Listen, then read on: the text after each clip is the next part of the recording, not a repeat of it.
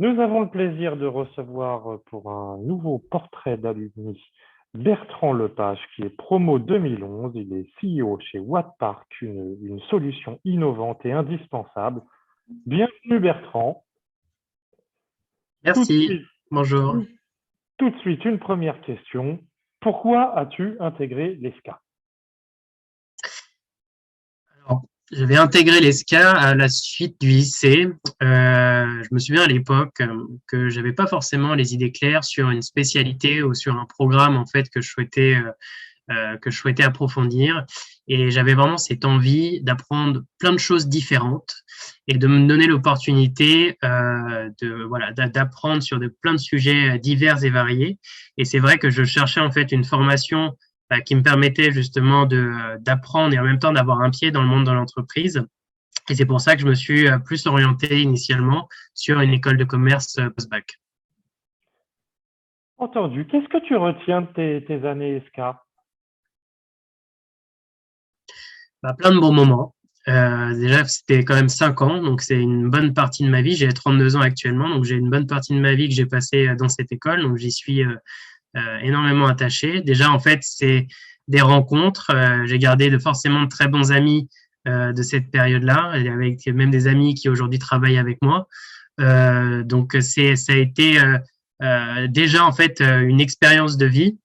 Et forcément, en fait, j'ai beaucoup apprécié le côté du fait qu'en fait, l'ESCA était très proche des entreprises, que le cursus, au final, collait plutôt bien avec ce que j'avais envie de faire à l'époque. Et c'est vrai que dans ma vie professionnelle, j'ai toujours été relativement à l'aise parce que j'avais été mis sur des très bons rails, en fait, dans le cadre de mon cursus à l'ESCA.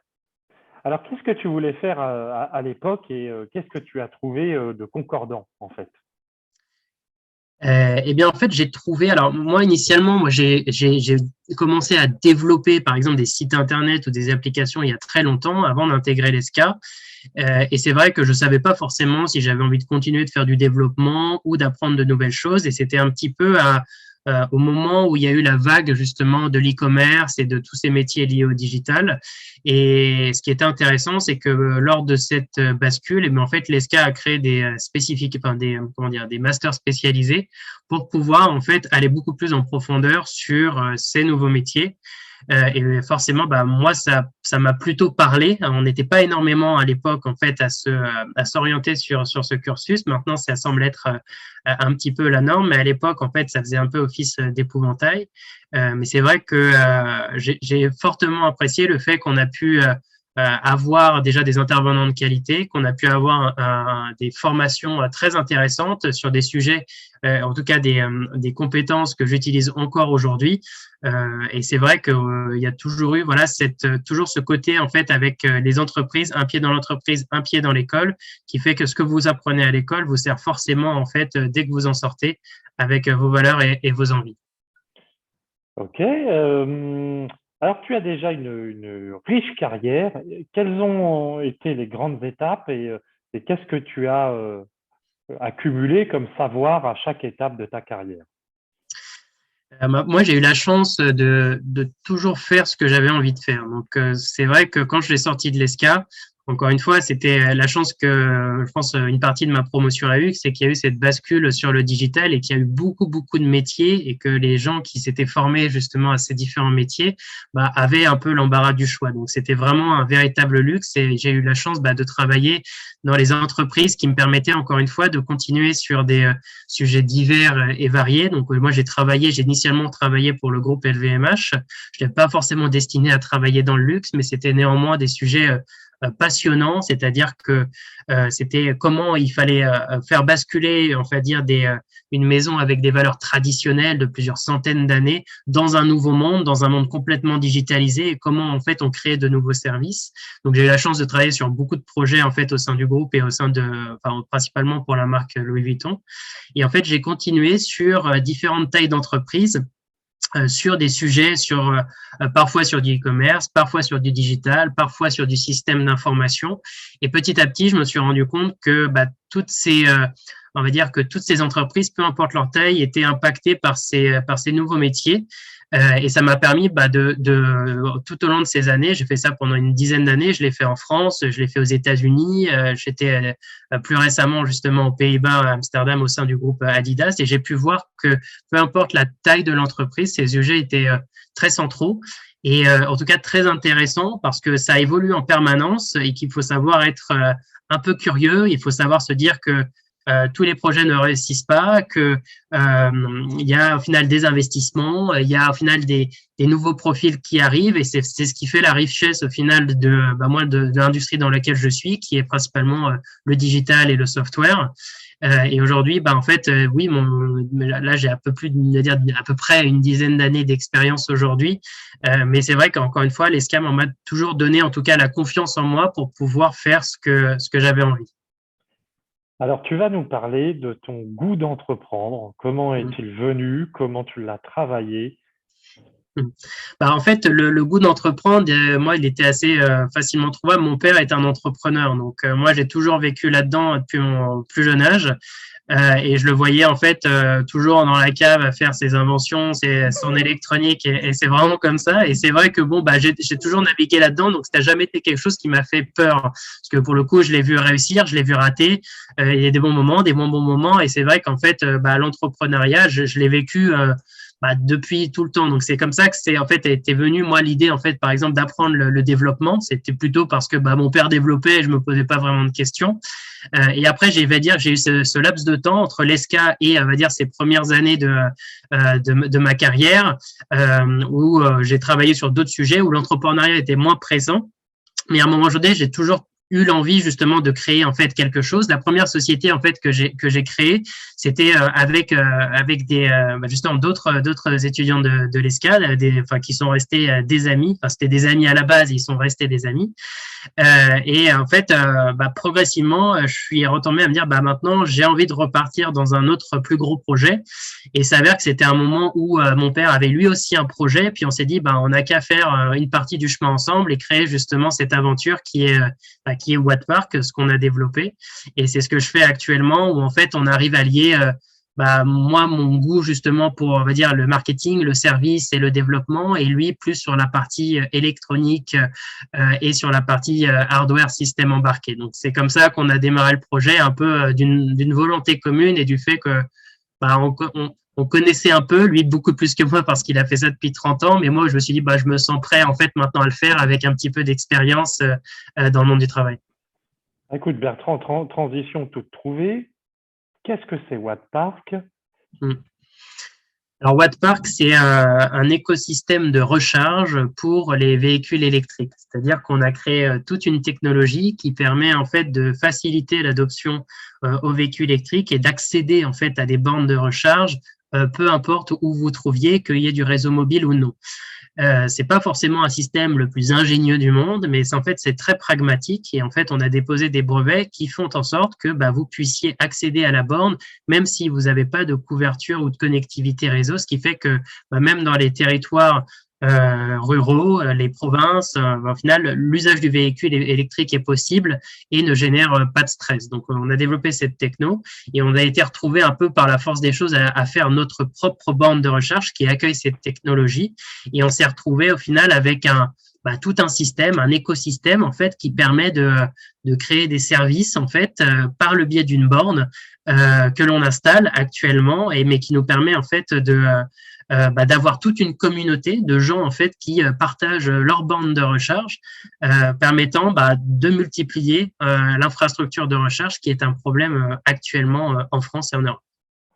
Alors, est-ce que tu peux nous parler de l'équipe, puisqu'il y a Lucas Berchatsky qui est aussi SK, tu nous as parlé de ton papa aussi. Est-ce que tu peux nous parler un peu de ta team? Alors, on a actuellement 8 personnes. On a des recrutements en cours et je dirais qu'on a tous, on va dire, des profils un petit peu différents. J'ai dans mon équipe, forcément, Lucas nous a rejoint il y a quelques mois maintenant pour s'occuper de toute la partie installation et opération après-vente. J'ai forcément des commerciaux aussi dans mon équipe. J'ai des assistants, des ADV qui nous permettent de gérer justement la demande entrante et le fait qu'ils soient bien assignés aux bons installateurs. En même temps, j'ai des profils techniques parce que je fais un sujet technologique. Donc, c'est technique sur la partie application, donc c'est la partie digitale, et sur la partie système embarqué. Et étant donné que je réalise, enfin pas moi personnellement, mais que l'entreprise réalise l'assemblage de nos bornes, et bien en fait nous avons aussi des techniciens et des ingénieurs en fait qui actuellement soit montent des bornes, soit préparent en fait des process industriels pour pouvoir en fait assembler notre borne en fait sur des volumes importants dans une future usine qui va bientôt nous être livrée. Alors, en effet, quels sont vos objectifs, vos enjeux et quelle est cette usine dont tu parles? Alors, disons que quand on a créé Wattpark, même si on avait la volonté de faire un produit de masse, parce que le business model d'une plateforme, bah, c'est vraiment qu'on crée une communauté et que vous puissiez mettre des bornes un petit peu partout, eh bien, en fait, on reste quand même une start-up et que ça demande des investissements assez lourds. Néanmoins, il y a eu quand même des gros changements sur la mobilité des Français. Aujourd'hui, on va dire la motorisation qui va être de plus en plus dominante, c'est forcément le véhicule électrique. Et forcément, pour pouvoir recharger un véhicule électrique, vous avez besoin, au final, de bornes de recharge. Donc, aujourd'hui, nous, on a réussi à trouver, enfin, on a une bascule du marché qui s'est faite, enfin, oui, qui est actuellement en cours, et ce qui fait qu'on a, en fait, beaucoup de traction de la part des secteurs publics ou aussi comment dire, des régions qui, en fait, cherchent, en fait, à réindustrialiser des usines, des activités et garder, en fait, un bassin d'emploi local pour éviter, justement, toute délocalisation. Donc nous, on rentre, on va dire, dans ce programme-là. Notre idée, c'est de pouvoir produire un peu plus de 30 000 unités dès cette année. Ce qui nous demande, en fait, c'est une vraie gymnastique pour nous parce qu'au final, c'est aussi des problématiques d'approvisionnement, c'est-à-dire qu'on a les mêmes problématiques que des constructeurs auto qui n'arrivent plus à s'approvisionner correctement. Mais néanmoins, en fait, sur la préparation de cette usine, eh bien, en fait, on est vraiment accompagné justement par les acteurs locaux. Donc, notre usine sera dans le Maine-et-Loire. Alors, c'est plutôt le hasard, mais c'est vrai que pour le coup, je trouve ça sympa d'être pas très loin d'Angers. Mais dans les faits, on est vraiment très aidé par les élus, très aidé par tous ceux qui souhaitent faire en sorte qu'on réussisse et nous mettre dans les meilleures dispositions pour pouvoir créer de l'emploi, créer un produit français et faire en sorte que on puisse à notre niveau faire en sorte que les gens adoptent le plus rapidement possible en fait le véhicule électrique et en fait répondre à des objectifs de décarbonation de l'industrie des transports. Est-ce que tu as des choses à ajouter à ce stade avant de passer à la partie écosystème ESCA? Non, pas forcément. Je pense que tout a été dit. Ok. Bon, alors maintenant, on va passer à l'écosystème ESCA. Tu gardes des liens. Quels sont-ils? Quels sont les liens que tu gardes au sens large avec l'écosystème ESCA?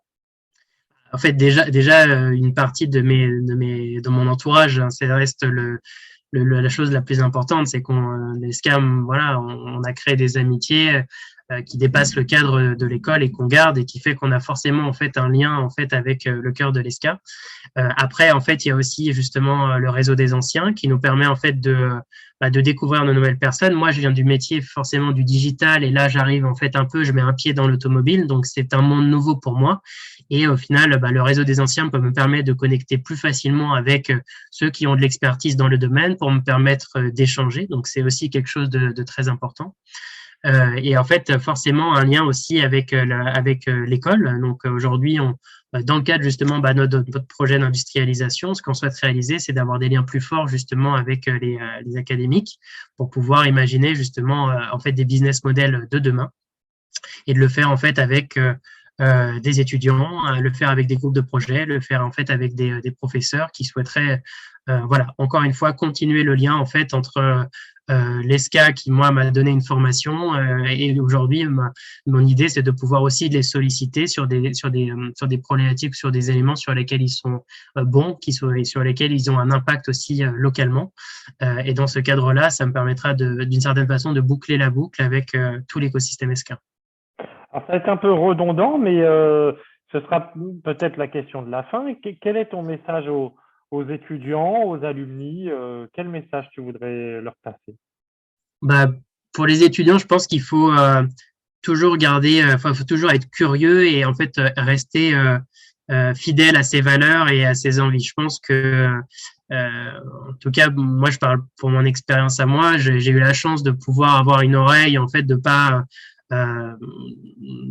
me sentir en fait à l'aise, en final, dans l'apprentissage de plein de domaines différents et de me dire, en fait, j'ai la possibilité de continuer dans ce que j'ai vraiment en fait envie de faire et dans quelque chose au final qui me passionne avec mes propres valeurs. Et c'est vrai que je pense qu'il faut garder ça en fait tout au long de sa carrière, cette envie justement de voilà d'être fidèle en fait à soi-même, fidèle à ce qu'on a envie de faire, et qu'au final cette école, la formation, le réseau qui va derrière et tout ce qui va autour justement de l'ESCA nous permet de le faire sans se trahir soi-même, quoi.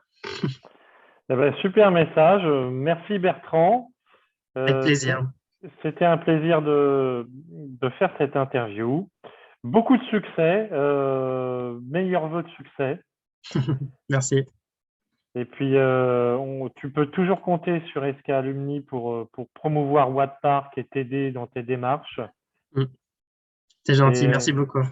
et voilà, on va se laisser là. Merci Bertrand. Merci, très bonne journée.